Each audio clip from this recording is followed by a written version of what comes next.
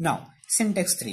अब इस सिंटेक्स 3 में क्या होता है भैया, आपको ये पार्ट नहीं दिया, इंक्रीमेंट डिक्रीमेंट नहीं दिया, इनिशियलाइजेशन नहीं दिया, ठीक है, बट सिर्फ एक्सप्रेशन दिया है। मतलब क्या दिया है, टेस्ट कंडीशन आपको दी है। अब मैंने अभी भी यहाँ पे मेंशन नहीं किया कि ये टेस्ट कंडीशन ही हो, ठीक है। यहाँ आप कोई भी एक्सप्रेशन लिख सकते हैं, ऐसा कोई जरूरी नहीं है कि सिर्फ टेस्ट कंडीशन का ही होना जरूरी है। आप कोई और भी एक्सप्रेशन लिखना चाहते हैं तो लिखिए, बट एट लास्ट उसने 0 या 1, ट्रू या फॉल्स रिटर्न करना चाहिए। एनी हाउ जो भी एक्सप्रेशन आपको लगे वो आप लिख सकते हैं। अब एक्सप्रेशन कैसे, तो वो मैं आपको बताऊंगा कि कैसे कैसे एक्सप्रेशन हो सकते हैं, कैसे कैसे इस पे कॉन्सेप्ट बन सकते हैं, वो सारी चीजें मैं आपको बताऊंगा, ठीक है। अब बात करें क्वेश्चंस की, तो यार क्वेश्चंस नॉर्मल बनते हैं। नॉर्मल क्वेश्चंस क्या हो गए, एक्सप्रेशन बोला है अपने को या कोई कंडीशन बोली, तो आप क्या करोगे, इंक्रीमेंट डिक्रीमेंट तो नहीं करोगे, यहाँ पे एक कंडीशन लिख दोगे कि 5 क्या लेस देन है 6 से। तो ये कंडीशन हो गई जो इस एक्सप्रेशन से रिप्लेस हो जाएगी। तो ऐसी कोई कंडीशन होगी, उसके बेस पे यहाँ बॉडी होगी, जिसमें हम क्या कर रहे होंगे, कोई कंडीशन के चेक करने पे ब्रेक लगा के उसको टर्मिनेट कर देंगे। और सेकंड थिंग, यहीं पे अपन कहीं पे आई प्लस प्लस या आई माइनस माइनस जो भी इंक्रीमेंट डिक्रीमेंट का अपना काम है वो अपन कर रहे होंगे। तो ये एक बेसिक सिंटेक्स है जो आपकी समझ में आ जाता है कि यार हमको यहाँ नहीं करने दिया गया, यहाँ पे इनिशियलाइजेशन नहीं करने दिया गया, यहाँ पे इंक्रीमेंट डिक्रीमेंट नहीं करने दिया, तो ऑब्वियस सी बात है कि भैया नीचे हो रहा होगा अपनी बॉडी में। अब अगर वहां भी नहीं हो रहा है तो ये कंडीशन ऑलवेज ट्रू रहेगी, ठीक है, और आपका लूप इनफाइनाइट चल जाएगा, ठीक है। तो ये तो एक नॉर्मल सेंटेक्स हो गया, बट अब आपको ये जानना है कि भैया इस पे ट्रिकी क्वेश्चंस क्या पूछे जाते हैं, ठीक है, तो वो चीजें अपन देखने वाले हैं। सो अब ट्रिकी क्वेश्चन जैसे कि ये, अब क्या हुआ भाई, फॉर लूप के अंदर उसने डायरेक्टली क्या पास कर दिया, 0 पास कर दिया। अब 0 का मतलब भाई क्या होता है, फॉल्स होता है, 1 का मतलब ट्रू होता है। सो 0 मतलब फॉल्स, 1 मतलब ट्रू हो गया, ठीक है। तो ये अपना नॉर्मल सा फंडा है। अब इसमें क्या हुआ, तो मैं तो आपसे पूछूंगा कि यार इसका आंसर क्या हुआ, तो आप बोलोगे यार 0 का मतलब तो फॉल्स होता है, फॉल्स होता है तो कंडीशन रन नहीं होगी, और क्या हो जाएगा, प्रिंटफ से टेक एक्सपर्टी, सॉरी प्रिंटफ से जो एक्सपर्टी है वो प्रिंट हो जाएगा। सो ये फॉर लूप तो रन नहीं होगा, बट इसके बाद जो रेस्ट ऑफ द कोड है वो रन हो जाएगा, क्योंकि ये फॉल्स होने के बाद मैंने बोला था आपको कि rest of the code run होता है, तो ये रन हो जाएगा। तो आपका आंसर प्रोबेबली यही आएगा, ठीक है, और आंसर मोस्ट केसेस में ये आना भी चाहिए। बट अब मैं आपको बताता हूं कि ऐसा आंसर कब नहीं आ सकता, ठीक है। अब ये जो आंसर है ये डिपेंड करेगा कंपाइलर पे, ठीक है, ये कंपाइलर डिपेंडेंट आंसर है। अब अगर आप यूज करते हो जीसीसी कंपाइलर तो आपका आंसर बिल्कुल सही है। क्या आंसर सही है कि भाई अगर 0 है तो 0 का मतलब फॉल्स हो रहा है, ये कंडीशन फॉल्स हो रही है, तो ये पार्ट रन नहीं होगा, सीधे ये पार्ट रन हो जाएगा, तो जो कंसोल पे प्रिंट होना है वो एक्सपर्टी प्रिंट हो जाना है, ठीक है। तो ये सही है जीसीसी के हिसाब से। बट अगर आप बात करो टर्बो सी कंपाइलर की, ठीक है, बात अगर आप किसकी करते हो, टर्बो सी कंपाइलर की, ठीक है, 16 bit 32 bit turbo C compiler की अगर आप बात करते हो, तो यहाँ पे आंसर जो है वो वेरी कर सकता है, कर नहीं सकता, आप ट्राई भी करिए इसको, आंसर वेरी करेगा, ठीक है। अब टर्बो सी में इसका आंसर क्या आएगा, और अब आप पूछोगे कि मुझे क्या लेना देना टर्बो सी से, ठीक है, तो आपको लेना देना रखना चाहिए। क्यों, क्योंकि सम टाइम एग्जाम्स में क्या होता है, वहां पे आपको कंपाइलर डिपेंडेंट क्वेश्चंस पूछे जाते हैं, डायरेक्टली वहां पे क्वेश्चंस लिख के आ जाता है कि टर्बो सी के हिसाब से इस क्वेश्चन का आंसर क्या होगा, या इस प्रोग्राम को अगर हम टर्बो सी कंपाइलर पे रन करते हैं तो उसका आंसर क्या आएगा। तो ये क्वेश्चंस आपसे डायरेक्टली पूछे जा सकते, तो आपको इन कॉन्सेप्ट का भी ध्यान रखना है कि भैया कंपाइलर डिपेंडेंट क्वेश्चंस कैसे होते हैं। तो यहाँ पे जो होता है टर्बो सी के केस में, ये क्या करता है, अगर एक बार 0 लिखा हुआ है, ठीक है, अगर आपने यहाँ पे 0 पास कर रखा है, तो ये क्या करता है, फॉर लूप की बॉडी को एक बार रन करने की कोशिश करता है, ठीक है, ये क्या करता है, एक बार इस फॉर लूप की बॉडी को रन करने की कोशिश करता है। फॉर एग्जाम्पल आप समझ सकते हैं कि भैया ये डू व्हाइल जैसा वर्क करता है, कि अल्टीमेटली इसकी कंडीशन फॉल्स होने वाली है, इसे भी पता है, बट हम डू व्हाइल में क्या करते हैं, एक बार बॉडी को रन कर देते हैं, उसके बाद कंडीशन चेक करते हैं कि वो फॉल्स हो रही है, तो हम बाहर हो जाते हैं। तो सेम काम ये टर्बो सी में भी करने की कोशिश करता है कि अगर आपने 0 पास कर दिया तो सबसे पहले आएगा, बॉडी को एग्जीक्यूट करेगा, उसके बाद देखा कंडीशन फॉल्स, तो ये बाहर निकल जाएगा और रेस्ट ऑफ द कोड को रन करेगा। तो अगर इस सेम प्रोग्राम को आप जीसीसी पे चलाओगे तो इसका आंसर क्या होगा, सिंपल सा एक्सपर्टी होगा। बट वहीं इस क्वेश्चन को आप टर्बो सी पे चलाओगे तो इसका आंसर में सबसे पहले टेक प्रिंट होगा, और उसके बाद क्या प्रिंट होगा, एक्सपर्टी प्रिंट होगा। ठीक है, तो इस चीज का आपको ध्यान रखना है कि यार भाई कंपाइलर डिपेंडेंट क्वेश्चंस भी आते हैं, क्योंकि डिफरेंट डिफरेंट कंपाइलर्स पे इनके लिए अलग अलग कोडिंग की गई है, अलग अलग इनके लिए रूल्स लिखे गए हैं कि भाई ये किस केस में कैसे बिहेव करेंगे, कैसे रन करेंगे। ठीक है, तो इन चीजों का बेसिक बेसिक चीजों का आपको ध्यान रखना है कि भाई कहीं कहीं पे जो टर्बो सी है ये एक वियर्ड बिहेव करता है, तो आपको इन चीजों का ध्यान रखना है। ठीक है, नाउ नेक्स्ट थिंग। ठीक है, तो अब नेक्स्ट क्वेश्चन देखते हैं अपन इसका। अब नेक्स्ट क्वेश्चन में अपन ने क्या किया भैया, थोड़ा सा डिफरेंशिएट कर दिया, क्वेश्चन को थोड़ा सा घुमा दिया है। अब पिछले क्वेश्चन में जैसे हमने जीरो क्या कर लिया था, एक कांस्टेंट डायरेक्ट पास कर दिया था, यहाँ पे हमने क्या किया, एक वेरिएबल लिया ए नाम से, उसकी वैल्यू इनिशियलाइज की 0 से और 0 को यहाँ पे पास कर दिया है। तो अब इस केस में क्या आंसर हो सकता है इसका। ठीक है, तो पहले आप एक बार ट्राई करके मुझे बताइए कि आंसर क्या होगा, फिर अपन देखते हैं कि क्या कॉन्सेप्ट बन रहा है यहाँ पे। तो यहाँ पे पहले मैंने जैसे बताया कि यार अपना क्या हो रहा था, जीरो की वजह से टर्बो से अलग बिहेव कर रहा था, जीसी से अलग बिहेव कर रहा था। ठीक है, तो यहाँ पे ऐसा कोई कॉन्सेप्ट नहीं लगेगा। अगर हम इसे ऐसे डिक्लेयर करते, ए की वैल्यू को ऐसे 0 इनिशियलाइज करते हैं और वेरिएबल को यहाँ पे यूज करते हैं, तो नाउ टर्बो सी भी ठीक से रिएक्ट करेगा और जीसीसी भी यहाँ पे ठीक से ही रिएक्ट करेगा। तो इन दोनों कंपाइलर्स पे क्या होगा, इसका आंसर सिर्फ यही आएगा कि ये एक्सपर्टी प्रिंट करेगा, ये डायरेक्टली फॉल्स हो जाएगा।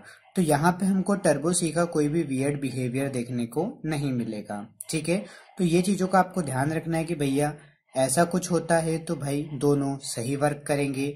अगर डायरेक्टली कोई कांस्टेंट अपन भेज देते हैं तो टर्बो सी के केस में क्या हो सकता है, ये थोड़ा वियर्ड बिहेवियर कर सकता है।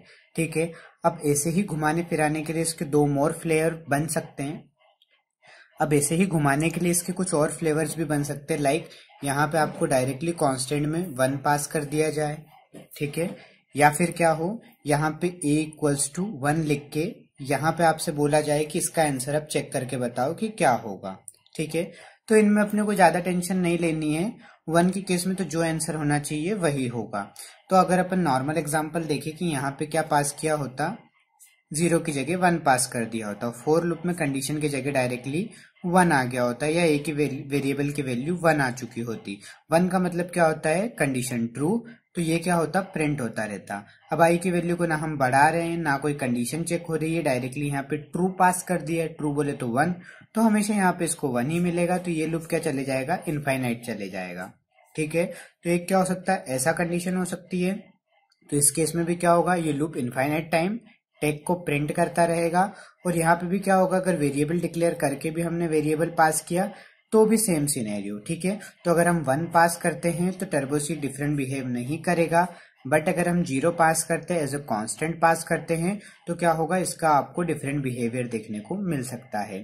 तो इस चीज का आपको ध्यान रखना है कि अगर कंपाइलर डिपेंडेंट कभी पूछा जाता है और ऐसी कोई सिचुएशन बन जाती है तो इस आंसर को, इस कॉन्सेप्ट को आपको ध्यान रखना है। ठीक है, सो इस सिंटेक्स का चलो फटाफट अपन एक लास्ट क्वेश्चन देख लेते हैं, उसके बाद इस सिंटेक्स को खत्म करते हैं, इसके बाद हम नेक्स्ट सिंटेक्स देखेंगे। और जो लास्ट क्वेश्चन है वो अब थोड़ा सा आपके लिए ट्रिकी हो सकता है।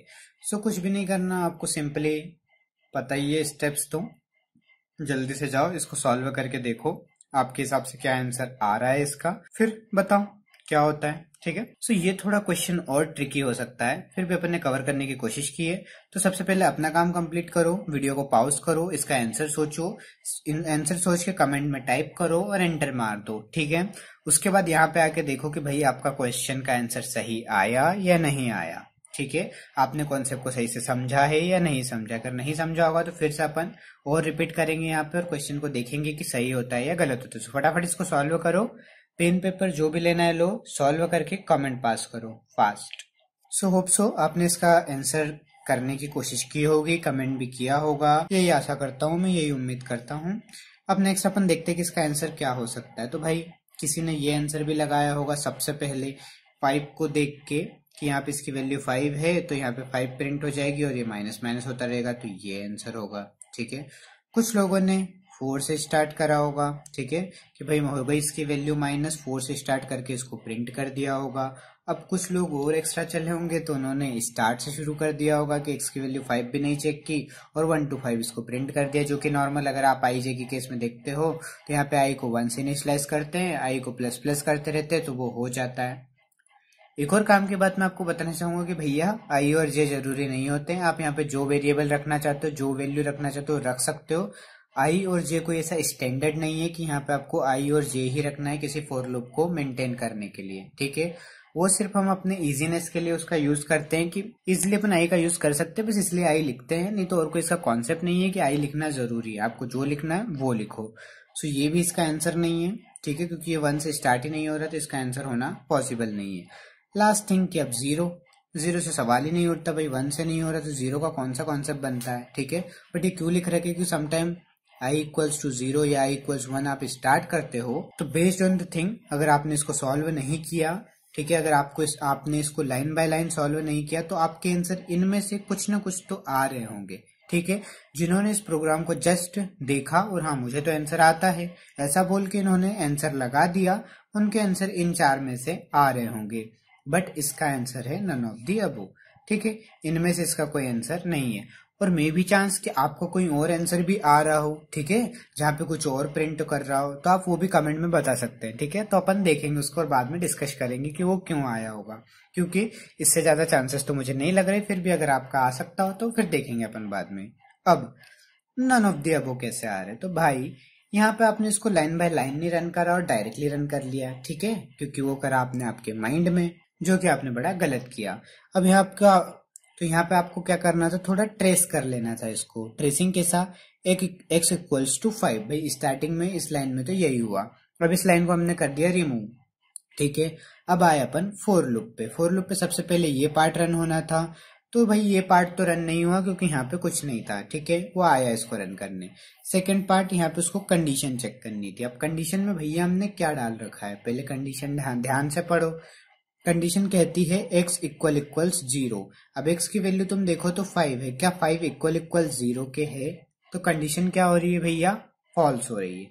अब अगर कंडीशन फॉल्स हो रही है तो क्या ये इस लूप में जाएगा, नहीं जाएगा, ये इस लूप से सीधे बाहर आ जाएगा और बाहर आके लूप खत्म, प्रोग्राम खत्म, कोई रेस्ट ऑफ द कोड है ही नहीं, तो कुछ प्रिंट ही नहीं होगा, ठीक है।